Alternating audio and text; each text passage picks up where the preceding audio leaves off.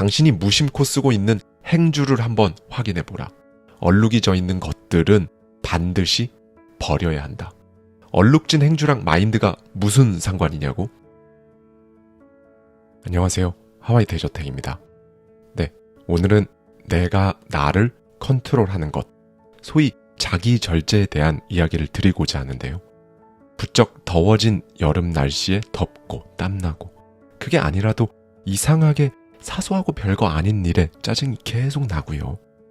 여러분, 사실 이럴 때 필요한 게 내가 나를 컨트롤하는 자기 절제입니다. 이거 안 되면 정말 일상이, 더 나아가 인생 제대로 다 꼬이거든요. 무엇보다 제가 느끼기에 이 자기 절제가 되는 사람을 보면요, 아무것도 안 해도 화려하고 좋은 걸 걸치지 않아도 우아한 느낌을 주더라고요.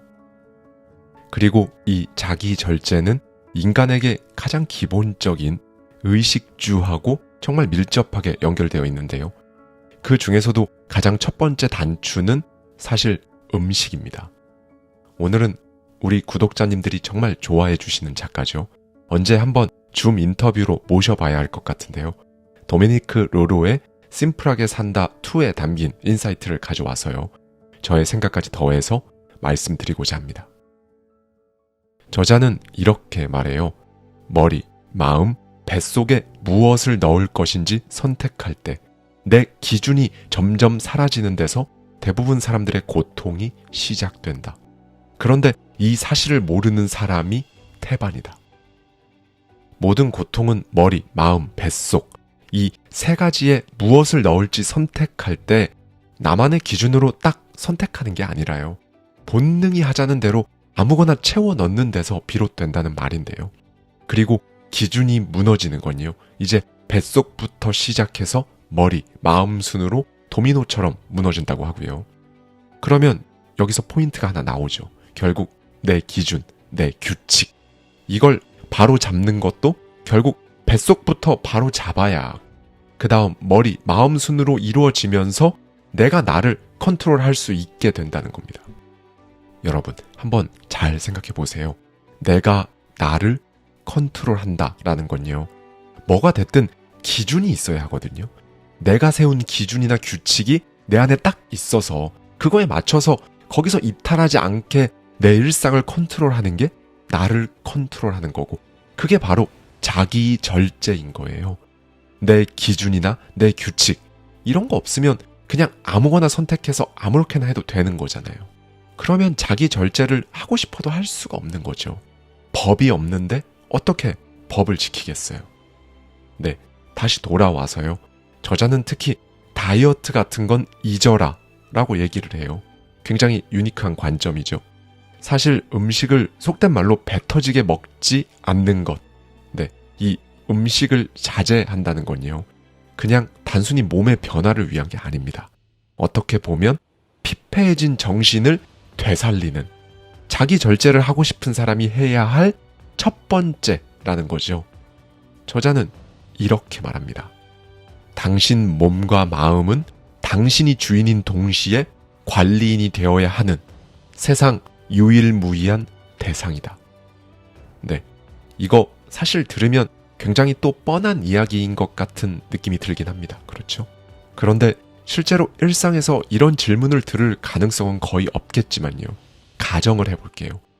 누가 여러분께 자기 몸과 마음의 주인으로 살고 있습니까? 라고 물어보면 정말 신기한 게요, 자신있게 바로 그렇다라고 대답할 수 있는 사람 많이 없어요. 네, 스스로가 컨트롤이 안 되는 것 같을 때, 혹은 내 인생이 내가 원하는 방향하고는 완전히 다르게 가고 있는 것 같은 느낌이 들 때는요, 다른 거 신경 쓰지 말고 일단 무조건 먹는 양부터 조절을 해야 한다고 저자는 강조합니다. 네, 그래서 자기 절제의 가장 첫 번째 스텝은 배 안 고픈데 먹지 마라 이겁니다. 사람은요, 보통 마음이 뭔가 허한 느낌이 들거나 이런저런 일들로 머리가 혼란스러우면 배고프지 않음에도 음식을 계속 먹고 과식하고 이렇거든요. 그러니까 이런 것만 봐도 이 먹는다는 건요, 단순히 몸을 넘어선 무엇인 거예요. 몸이 자기 원래 기준, 기능, 이걸 잃어버린 거죠. 그래서 음식물을 먹는 과정에서 느껴지는 그 감각만을 취하려고 달려드는 겁니다. 그런데 이렇게 먹으면 당연히 이제 과식이 된단 말이죠. 이때 너무 많이 먹어서 느껴지는 또 다른 불쾌한 감각 때문에 다시 기분이 안 좋고요. 그렇다고 공허하고 혼란스러움은 사라졌냐? 그것도 아니에요. 그래서 또 조금 있다 배도 안 고픈데 뭘 먹습니다. 끝없는 악순환의 반복이 시작된 거죠. 그리고 이건 저의 개인적인 관찰의 결과인데요. 이 악순환의 시동이 걸리는 순간이 보통 언제냐면요. 야식을 먹기 시작할 때부터 시작됩니다. 지금 이 영상 보면서 뜨끔하는 분들 많을 거예요. 그렇죠? 다시 돌아와서요. 여러분이 정확히 이런 악순환 상태에 빠져 있거나 혹은 이 정도까지는 아니지만 유사한 패턴이 반복되는 것 같다고 느껴지신다면요. 인도에 살고 있는 한 의사가 제시한 이 해결책을 한번 들어보시죠. 씹고 삼키는데 걸리는 20여 분은 배부르게 잘 먹었다는 신호를 뇌가 몸에 보내는데 소요되는 시간이다. 그러니 사람은 이 20여 분의 시간을 꽉 채워서 몸이 음식물을 소화하는 과정에서 느껴지는 아주 다양한 감각들을 다시 깨워야 한다. 그러니 마음이 아픈 사람에게는 단단한 음식이 좋다. 단단한 음식을 조금씩 씹다 보면 마음의 여유가 피어나고 몸과 마음이 바뀔 수 있다. 네, 그래서 저자도 냅킨으로 입을 닦을 필요가 없을 정도로 작은 음식을요, 꼭꼭 씹어 먹는 것부터 자기 절제를 시작하라고 조언합니다. 그리고 이걸 가능하게 하려면요, 비스킷 하나라도 제대로 접시에 담아서 먹는 등 일종의 연출을 해야 한다고도 하고요. 그렇게 해야 하는 이유는요, 음식을 접시에 잘 담아내는 그 짧은 순간에 나를 위해 귀하게 담아본다. 그 감정을 딱 느끼기 위해서입니다. 이건 저도 생각하지 못했던 부분인데요. 저자는 이렇게 음식 하나라도 제대로 잘 담아 먹는 이 행동이 바로 내가 나를 스스로 존중하는 모든 것들을 하기 위한 첫 걸음이라고 강조해요. 여러분, 여기서 재미있는 게요. 지금 말씀드린 방법 엄청 쉽고 간단하잖아요. 그냥 바로 할 수 있는 거죠. 그런데 저자에 따르면요, 자신이 사람들에게 이렇게 해보라고 해도요, 역설적으로 너무 쉽고 간단한 거라 오히려 사람들이 거의 대부분 안 한다고 합니다. 저자는 하루에 먹는 첫 음식을 그냥 아무렇게나 손에 들고 아니면 포장지만 벗겨낸 채로 그냥 먹기보다는요, 어딘가에 잘 담아서 먹는 것만으로도 그날 하루를 완전히 다르게 시작할 수 있다고 강조합니다. 이건 마치 자고 일어나서 침구류 정리하는 게 성공적인 하루를 가져다 주는 효과랑 같은 맥락이죠. 일단 이렇게 음식을 한정된 크기의 접시에 담아내기 시작하면요, 과식을 잘 안 하게 됩니다. 그러면 이제 음식을 먹어 치웠다는 그 죄책감에 시달리는 것도 끝낼 수 있는 거예요. 음식을 먹는 시간이 자기 파괴의 시간에서 나를 위한 시간으로 바뀌는 거죠. 이 부분에서 저자는 이런 말을 해줍니다. 몸과 마음은 서로 영향을 주고받는다. 자기 절제란 것이 철진한 유행처럼 여겨지기도 하는데 그것은 잘못된 행태다. 먹는 것부터 외부에 휘둘리지 않고 자신을 내적으로 조절할 수 있게 되면 어떤 상황에 직면하든 자신감을 잃지 않는다. 다른 말로 하면 자유롭고 자율적이며 자립적인 사람이 되는 것이다. 자기 절제를 하는 것은 당신의 결정이 외부에 있는 제약들 때문이 아닌 당신 스스로에게서 비롯되었음을 깨닫게 한다. 다만 지나친 통제는 극단주의로 이어질 수 있으니 주의해야 한다. 사람들은 일반적으로 자기 절제를 하라고 하면 뭐 아니면 도식으로 마음을 먹는다. 그런데 기억하라. 당신이 추구해야 할 것은 몸과 마음이 조금씩 균형을 회복해 가는 모습이다. 바람이 불 때는 대나무처럼 유연해야만 실패하지 않는다. 누군가 지시하는 규칙을 따르는 일도 좋지만 자신만의 규칙을 만들며 사는 인생이 훨씬 좋다. 인생이 점점 나아지길 원한다면 자기 선택을 신뢰하고 끝까지 지켜나갈 줄 알아야 한다. 그러니 결심만 하는 행위를 그만두고 언제나 개선할 수 있다는 마음으로 시작을 해야 한다. 당신은 끊임없이 일상의 방식들을 개선해 나가며 새로운 인생을 시작할 수 있다. 변화의 힘이 당신 안에 있다는 그 확신이 좋은 연료가 되어줄 것이다. 정상 궤도로 돌아가고 건강한 상태로 돌아가려는 욕망을 품는 데는 언제나 작은 계기만 있으면 된다. 그러면 변화는 마법처럼 일어난다. 그럼 도대체 그 계기가 어디에서 비롯되는가? 가장 먼저 냉장고를 비워라. 네, 도미니크 로로만의 정말 유니크한 특징이 여기서 또 한 번 나오죠. 도미니크 로로는 항상 정신개조, 잠재의식 개조라는 엄청나게 큰 목적을 이루기 위한 솔루션을요, 가장 작고 일상적인 곳에서 찾아주는데요. 특히 계절이 바뀌는 요즘 같은 때 냉장고를 비우고 부엌에는 진짜 사용하는 것들만 남기라고 해요. 이유는 집에서 먹는 이 장소가요, 여러분 혹은 여러분 가족들의 정신을 상징하는 곳이기에 먹는 이 장소는 무조건 말끔하게 만들어 놓아야 한다고 강조를 합니다. 저자의 말을 들어보시죠. 현대화되면서 냉장고는 점점 더 커졌다. 우리는 왜 3대를 먹이고도 남을 만큼 많은 음식을 비축해 두어야만 하는 걸까? 사흘에 한 번 신선한 재료들을 산다면 작은 냉장고로도 충분하다. 찬장에는 수많은 식재료가 쌓여 있고 냉장고에도 왜 거기 있는지 아무도 모르는 많은 제품이 숨겨져 있다. 다음번에 냉장고를 살 때는 필요 이상으로 크지 않은 것을 한번 골라보라. 대형 냉장고는 정말 제대로 꽉 채우지 않는 한 소형에 비해 열 손실, 전력 소모가 클 뿐더러 결정적으로 거기에 무엇이 들어있는지 모르기 시작하는 순간 이 냉장고를 열 때마다 정신의 전력 소모까지 더해지게 된다. 지금 바로 사흘치 먹을 것만 남기고 냉장고를 한번 싹 비워보라. 정신이 맑아지는 것을 느낄 수 있다. 또 하나, 당신이 무심코 쓰고 있는 행주를 한번 확인해보라. 얼룩이 져 있는 것들은 반드시 버려야 한다. 얼룩진 행주랑 마인드가 무슨 상관이냐고? 행주에 묻은 얼룩을 아무렇지 않게 여기기 시작하면 당신은 꽤 자주 넘치는 국물, 뒤죽박죽 쌓인 그릇, 더러운 것들을 그대로 두거나 자주 엉망인 상태로 마치 얼룩진 행주처럼 부엌을 쓰게 되기에 그렇다. 그러니 저녁을 먹고 난 다음 부엌에 낡았더라도 흰색 순면의 행주가 널려 있도록 한번 만들어 보라. 그날 하루의 마무리가 다를 것이다. 바로 이 행주의 상태가 당신의 마음 상태를 그대로 옮겨다 둔 것이다.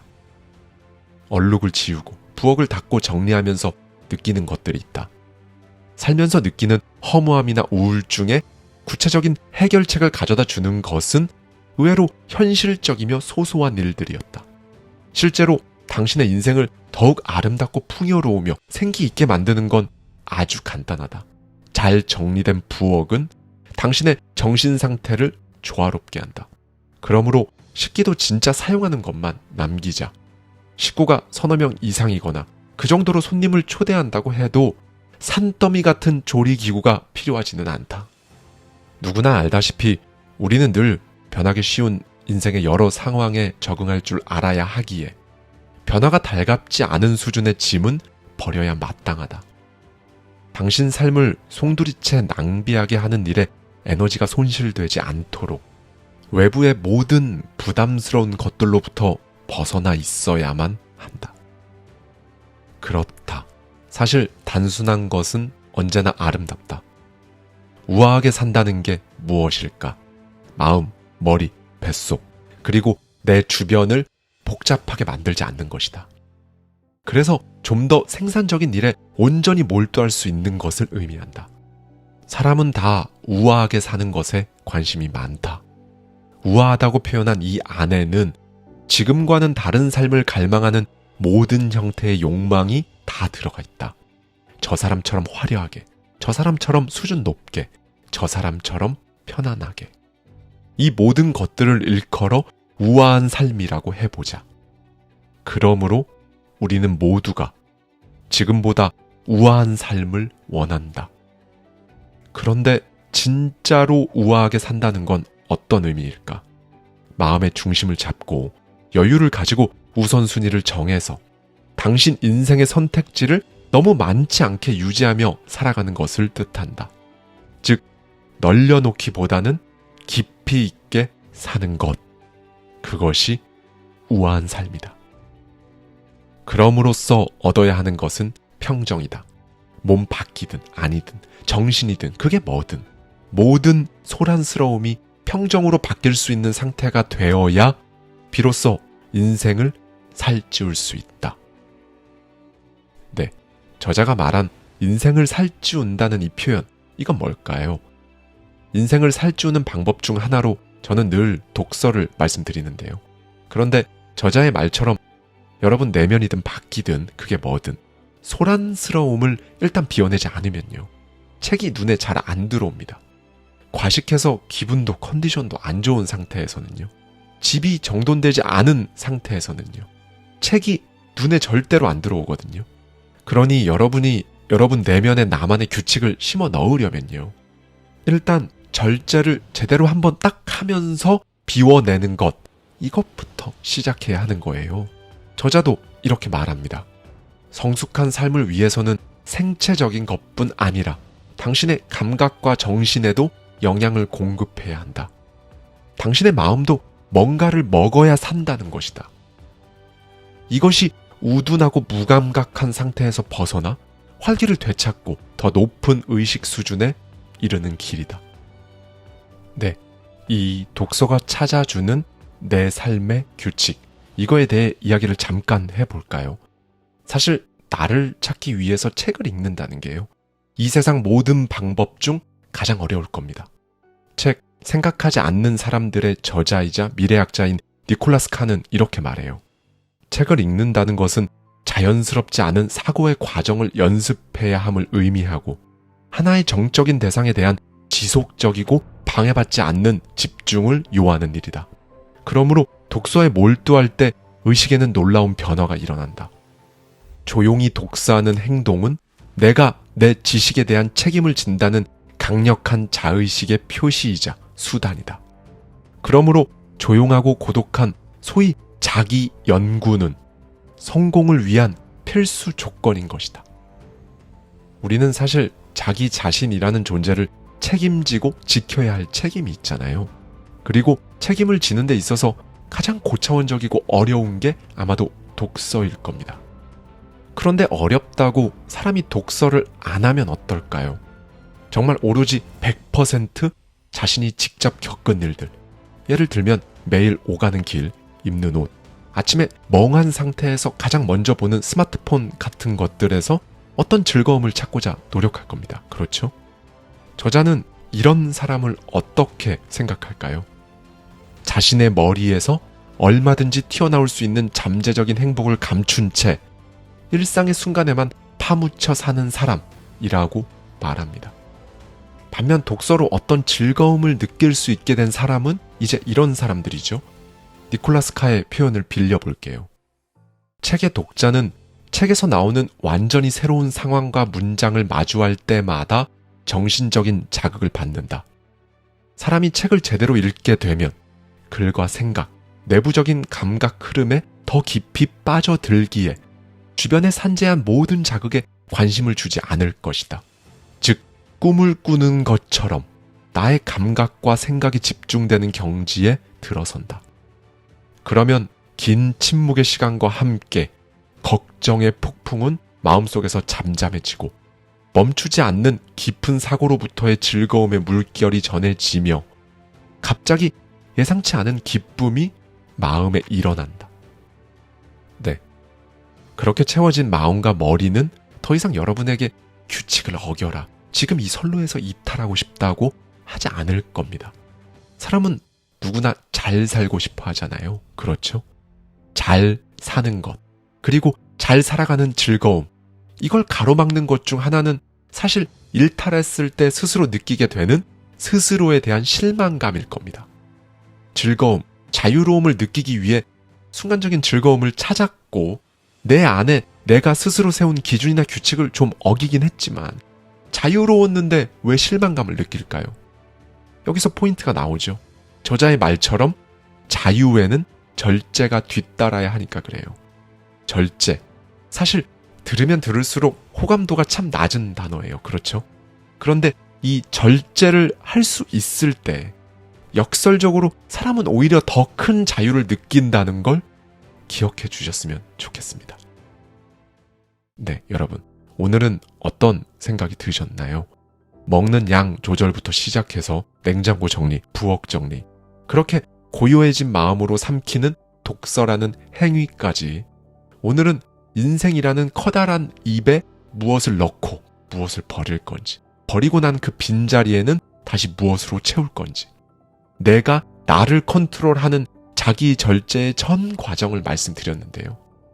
오늘 이 모든 이야기를 잘 담아낸 시가 한 편 있습니다. 이 시로 오늘 영상 마무리할게요. 월리스 스티븐스의 집은 조용하고 세상은 고요하다입니다. 집은 조용하고 세상은 고요하다. 읽은 자는 책이 되고 여름밤은 의식이 살아난 책과 같다. 집은 조용하고 세상은 고요하다. 그런 그에게 여름밤은 완전한 생각과 같다. 고요함은 의미의 일부, 정신의 일부, 책을 향한 온전한 접근. 집이 조용한 것은 그래야 하기 때문. 조용하다. 그것은 여름과 밤.